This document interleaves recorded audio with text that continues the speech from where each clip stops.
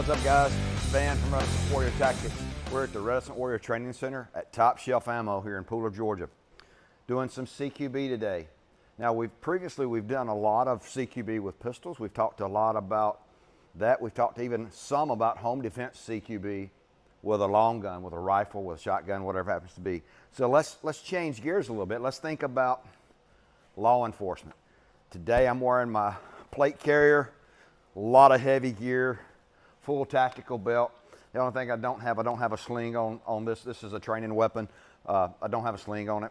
But other than that, it's pretty much realistic of how we would be training. This is how we would be. Obviously, I'd probably have a helmet on as well. But for the video, the point of it is how big you are when you put your gear on. You look how thick I am. When I'm 6'1", 230 pounds. My chest is nearly 50 inches without any gear on. So I'm a decent sized guy. When I put this gear on, I'm super thick. So going through doorways in a residential home, or even worse, a trailer, is sometimes a pretty difficult thing. So I want to talk about how do we do that with all this gear and a long gun. It's very similar to how we do it, obviously, without gear. So I have a center fed room behind me.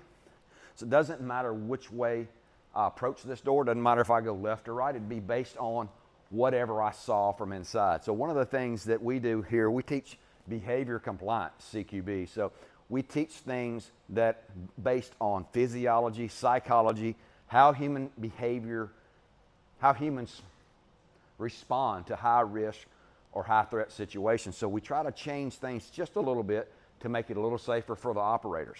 So one of the things we do, which is not very uncommon, it's actually pretty common nowadays, is that we like to fight from the doorway. We like to do a pan, we like to do a combat clear, whatever you want to call it. We're going to do a wide angle sweep around that door before we go in. So when I approach this door, as I come up, I'm going to hug this wall. I'm going to keep my gun compressed so I can see down this wall into this room. This is the shorter of the two walls. The longest wall is behind me. But here's what I have to be careful of. Listen here. I have a lot of gear on, and if I turn around and I'm too close to the wall, I'm giving away my tactical position. Now, does that matter? Maybe it does, maybe it not. Depends on what the scenario is. Even though if I'm in law enforcement, I'm going to have somebody in the back of the stack yelling, police, search warrant, or police, whatever it happens to be. But I want to make sure they know that I'm law enforcement, but the front of the stack doesn't need to be talking. They don't need to be making noise. So I want the people in the residence to know that the police are here, that, hey, we're inside, but I don't want them to know exactly where we are. So I want to keep my tactical presence unknown to the bad guys as much as possible. So I got to stay off the walls. So I'm going to come up, set my feet, look in the room, then I'm going to decide to make that wide angle sweep. I can do it a couple of different ways. I can compress my weapon under my arm. I can compress my weapon over my shoulder, or I can try to keep my weapon out and keep it on my shoulder, just depending on what the situation, how wide this hallway is. Where I'm working here now, I have lots of room, so I can literally keep my gun out, just keep it down at a low ready.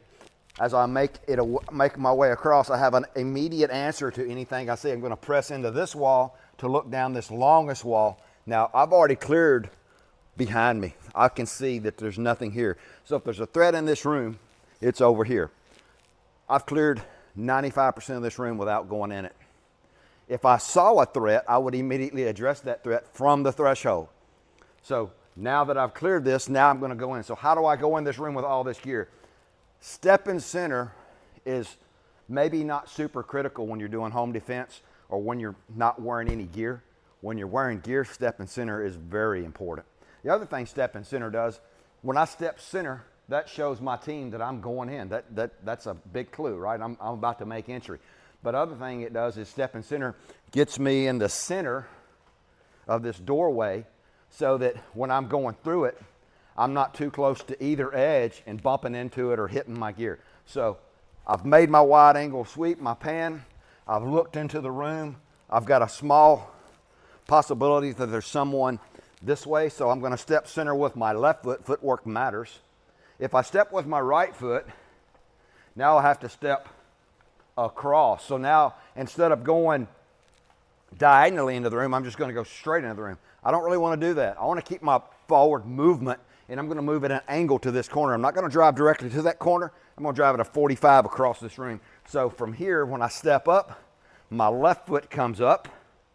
My rifle compresses either over the shoulder or under the arm, whichever you prefer. I like over the shoulder. I step through, represent my rifle as I move in on a 45 degree into that corner. I don't want to drive straight to the corner, because you can see the closer I get to you, the bigger the target I am, the easier I am to shoot. I want to drive at an angle across from you so that I'm moving on a 45, you're having to track. That makes it a little harder for you to shoot. Makes it almost, doesn't really change anything from my perspective.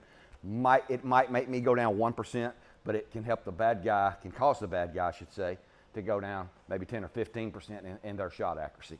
So manipulating a rifle with full gear on, full kit on, way different than when you're not wearing kit. So step in center, staying off those walls, all those things are super important. Learn more at reticentwarriortactics.com. Come train with us. We have a lot of cool classes, a lot of fun stuff. Our hearts and minds are with our law enforcement. We're here to make you safe. We're here to make you better. Guys, law enforcement guys, check out our website. Check out the Leo Project. A quick plug to that. The Leo Project is a partnership between Reticent Warrior Tactics, Top Shelf Ammo, and the 200 Club. And it is basically free training for any certified law enforcement. We're going to put this on a few times a year starting in 2025. It's going to be firearms, rifle, pistol, combatives, you name it. We're going to start training our law enforcement brothers and sisters in blue to help keep you safe, and it's not going to cost you a dime. All you got to do is show up and put in the sweat equity. As always, be prepared for the fight, always and in all ways. Stay safe, guys.